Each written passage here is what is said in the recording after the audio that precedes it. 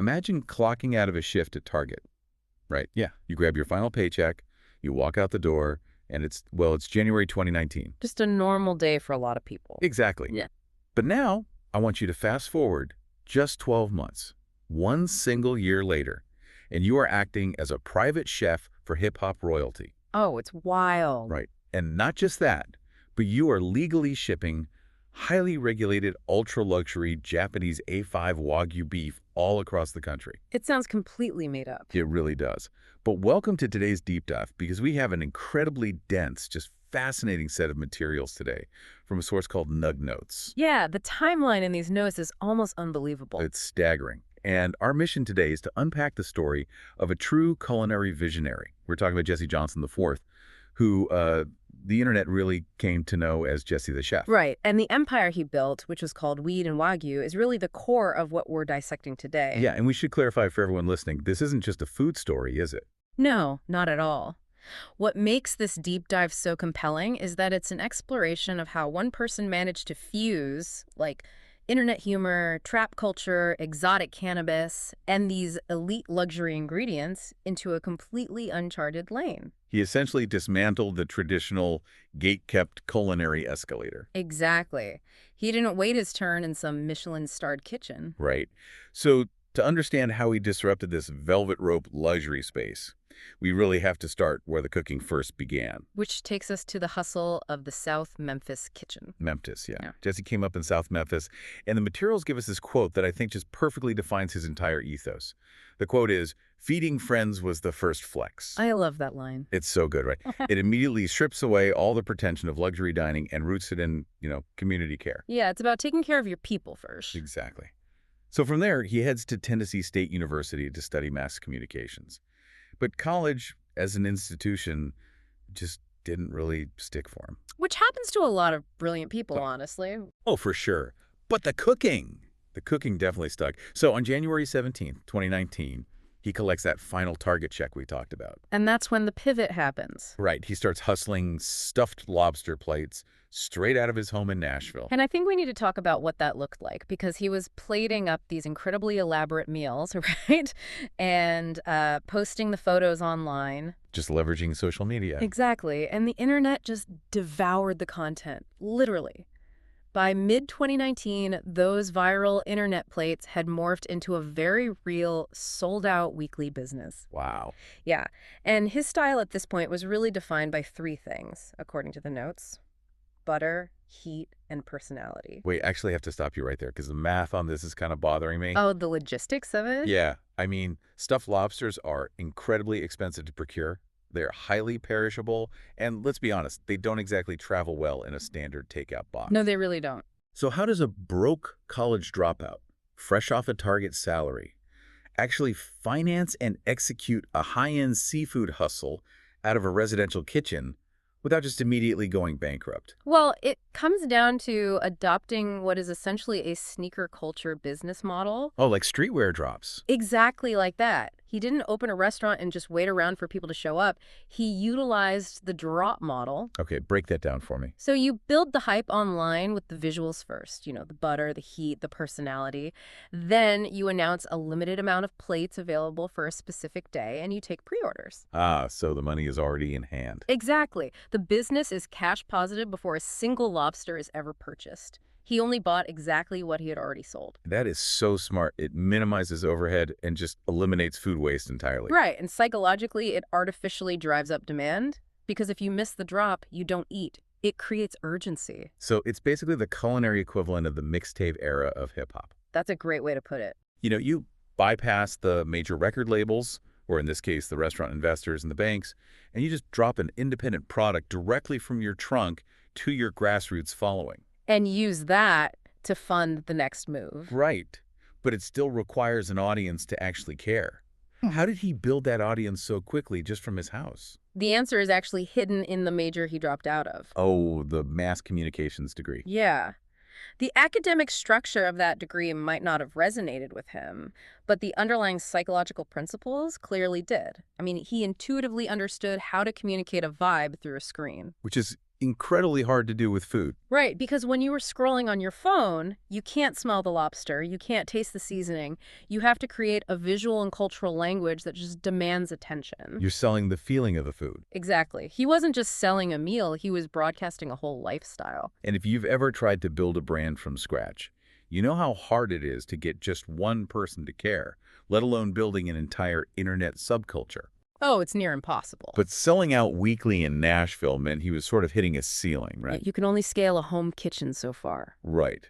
So to build the kind of empire he was envisioning, he needed a bigger market with, frankly, much deeper pockets. So if the ceiling in Nashville is too low, where do you go to find the kind of money that can support a burgeoning luxury seafood and Wagyu habit? Well, you go to Los Angeles. Of course you do. Yeah, so in July 2019, he packs up and moves to LA. And the notes point out that this was a terrifying blank slate. I can imagine. LA is not cheap. No, and he was sleeping on a homie's couch. He is starting entirely from scratch in one of the most saturated culinary markets on the planet. And he didn't know anyone. He knew about 3 people from his college days. That's it. Wow. But he took that Nashville hustle and just dialed it all the way up. He started building a reputation as a high-end private chef, specializing in premium seafood and Japanese Wagyu beef. Okay, but again, I need the literal logistics here. Because how does a guy who is sleeping on a couch and knows exactly 3 people manage to network his way into the private kitchens of cultural heavyweights? It's a fair question. I mean, the Nug Notes show him cooking for massive artists. We're talking Chief Keef, Lil Durk, Key Glock, Young Dolph. The biggest names in the culture? Right. And these are artists who could afford literally any Michelin-starred chef in the world. So how does a guy fresh from Nashville get into the room? Well, you don't get into the room by, sending a resume to their management. No, I imagine they just throw that out. Exactly. You get into the room by infiltrating the studio culture. In the hip-hop world, recording studios are these incredibly insular ecosystems. Right, they're like fortresses. Yeah, and they run late into the night, people get hungry, and standard delivery food just doesn't cut it when you're working a 12-hour session. So what did he do? Jesse understood that if you drop off free, visually stunning, perfectly executed luxury plates to audio engineers or the producers or the entourage. The people around the artist. Yeah, exactly. Word travels up. The food was so undeniably good that the artists themselves started looking up from the mic and asking, wait, who made this? That is brilliant. It really is. He bypassed the corporate gatekeepers by appealing directly to the people on the ground who are actually making the culture. It's grassroots networking at its absolute finest. And while he's cooking for these artists, the materials mention he begins operating under a very specific moniker. Oh, the Wagyu trapper. Yes. He calls himself a Japanese Wagyu trapper. And he starts shipping highly coveted A5 beef across all 48 contiguous states. Which is no small feat logistically. Right. But I want to focus on that phrase. When you hear the word trapper, you usually think of a street-level hustle. Yeah, you think of the drug trade traditionally. Exactly. You do not think of elite, imported Japanese A5 beef that costs hundreds of dollars a single pound. No, those worlds don't usually mix. So what is the significance of him combining that highly specific street terminology with this absolute pinnacle of luxury culinary ingredients? Well, the sociology behind this terminology is honestly fascinating because the word trapper, like you said, implies someone who procures and distributes goods through pure hustle, navigating entirely outside of traditional corporate channels. Right, creating your own supply chain. Exactly. Now, Wagyu is usually the ultimate gate-kept luxury item. It is controlled by these massive broadline distributors, and it's heavily reserved for white tablecloth steakhouses. Places with dress codes. Right. So by calling himself a Japanese Wagyu trapper, Jesse is actively subverting that entire established supply chain. Oh, wow. He wasn't buying from Cisco. He was out there finding direct importers, building his own relationships, and using the exact same logistical hustle as a street network. So taking orders via Instagram DMs? Yeah, taking BMs, packing the beef in dry ice himself, and shipping it direct to consumer. He is basically democratizing the access to the luxury, but keeping the actual prestige of the product intact. That's a perfect way to phrase it. And I love that he isn't putting on, like, a fake French accent or pretending to be a classically trained sommelier just to fit into the luxury space. No, he was completely authentic. He is forcing the luxury space to adapt to his language, his culture, and his logistics. And that proximity to those high-profile hip-hop clients we talked about, it gave him access not just to the best culinary ingredients in the world, but also to the absolute highest tier of exotic cannabis. Because those two things naturally go together in that environment. Exactly. The recording studio ecosystem is also basically the epicenter of high-end cannabis cultivation. And this environment really set the stage for what would become his defining innovation. The real aha moment. Yes. There is this incredibly poetic line in the source material describing how this concept came to be. It says the idea formed somewhere between a dab hit and a sear. Such a great visual. There really is. So by 2020, this concept officially emerges as Weed and Wagyu, and it starts as a private tasting concept. Yeah. But there is a vital, non-negotiable distinction in his methodology here that the notes emphasize. He paired high-grade Wagyu with exotic cannabis. He did not infuse it, he paired it. And that distinction paired, not infused, is the entire crux of why this was a culinary revolution rather than just, a gimmick for stoners. Exactly. I really want to break down both sides of this equation, starting with the cannabis side. Because for anyone listening who might not be deep into modern exotic cannabis culture, what exactly is a dab hit, and why does it matter so much in a culinary context? Yeah, that's important context. So dabbing is a specific method of consuming highly concentrated cannabis extracts. Okay.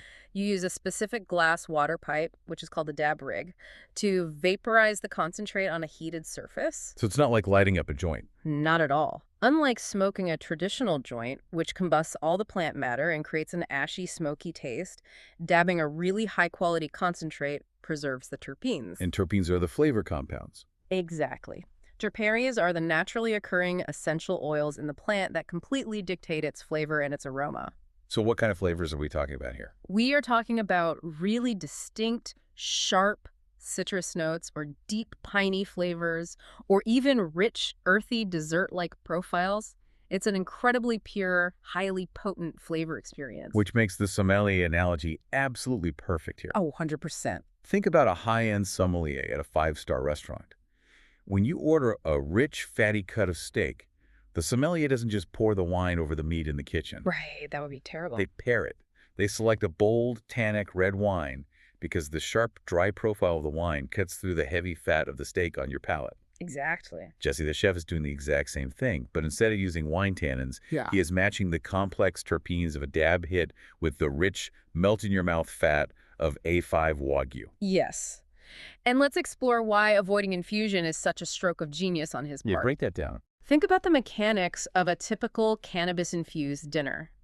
Usually a chef will infuse butter or cooking oil with cannabis and cook the meal with it. All right, that's the standard way it's done. But the problem is that the botanical, earthy, and sometimes really bitter notes of the plant completely overwhelm the dish. It totally masks the high-end flavor of the food. Oh, so it just overpowers everything. Right. And if you are paying top dollar for imported Japanese A5 Wagyu, the absolute last thing you want to do is mask the delicate, buttery flavor of that premium meat with the lingering taste of weed.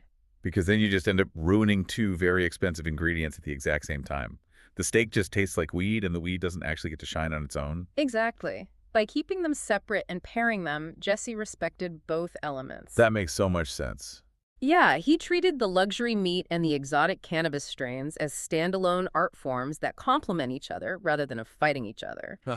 He looked at the fat content of the steak, the specific flavor profile of the sear he was putting on it, and he matched it directly to the specific aromatic oils in the cannabis. So he was treating the smoke with the exact same culinary respect as a vintage Bordeaux. That's exactly what he was doing. It created an entirely new multi-sensory tasting category. It's pure culinary alchemy.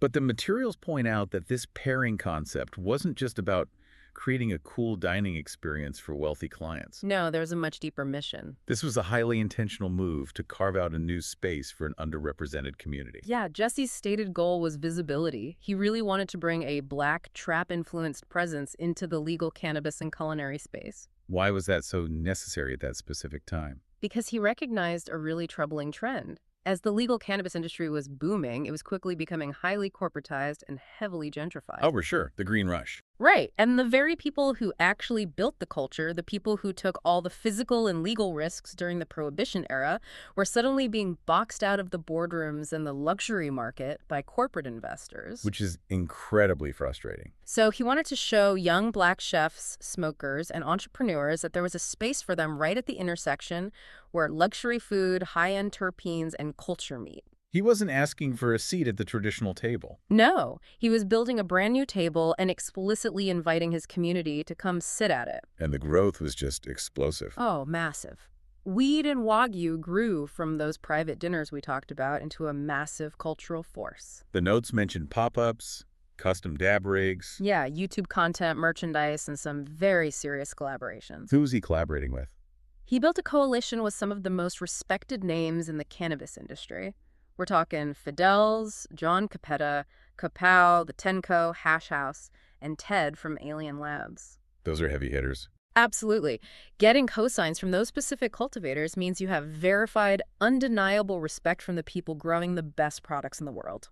But, as we look at this empire of A5 Wagyu, exotic concentrates, and these high-end collaborations, there is a beautiful, deeply grounding contradiction that we really have to talk about. Oh, I know exactly what you're going to say. Despite all the Wagyu luxury, his signature dish, the actual thing people genuinely clamored for, was his banana pudding. Yes. And the hub for all of this, the actual physical place where the community pulled up for the food drops, wasn't some velvet rope club in Beverly Hills. No, not at all. It was a spot called Archie's in North Hollywood. Which brings us to the sociological weight of what he was doing, because Yeah. you have to ask, why banana pudding?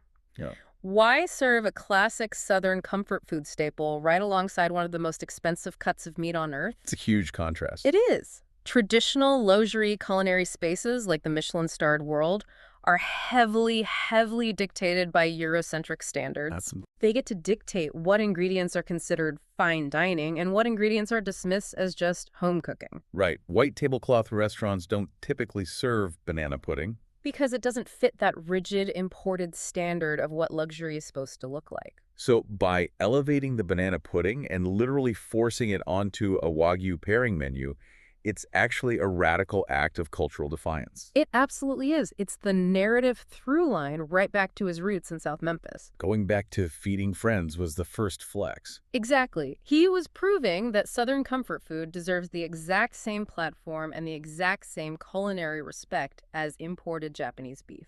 That is so powerful. And it kept his high-end brand deeply accessible. It ensured that the luxury he was cultivating never alienated the very community he was trying to represent. It grounded the whole operation. Right.